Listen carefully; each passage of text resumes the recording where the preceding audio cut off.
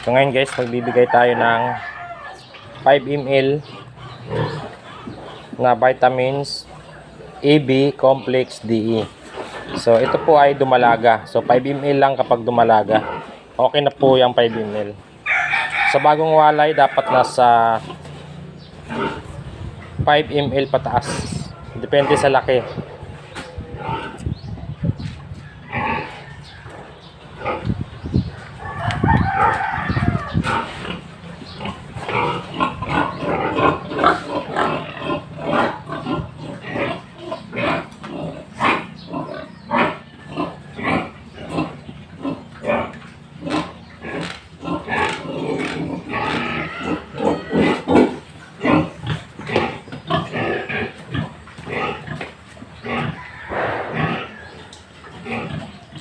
Ito naman guys, 8 ml yung ibibigay natin sa isang inahin na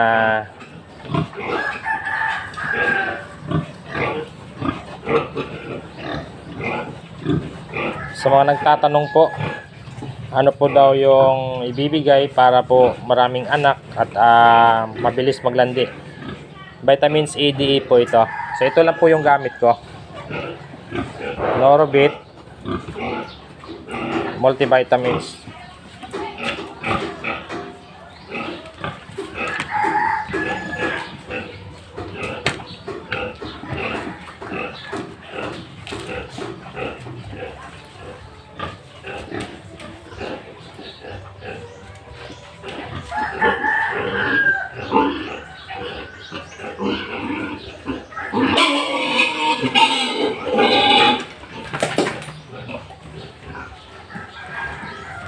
So, tingnan nyo guys, bali yung karayom.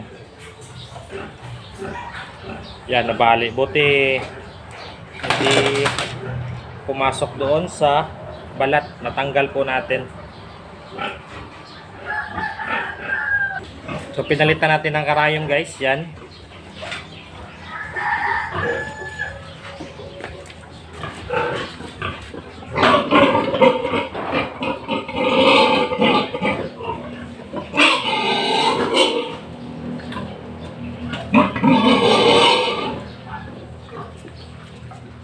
So nagbibigay po tayo. Ayun, balik ko na naman guys, oh. So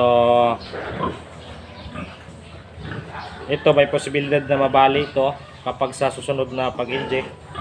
So kailangan alerto lang po tayo dahil kapag ang inahin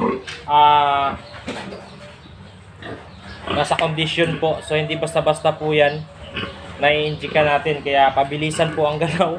Kaya sa mga baguhan, ingat po tayo lagi, dapat safety first. So ito po ay vitamins A, D, E. So 8 ml po yung binigay ko sa kanya dahil malaki po siya. Tapos nakapanganak na po ito. So yun lang guys, maraming salamat.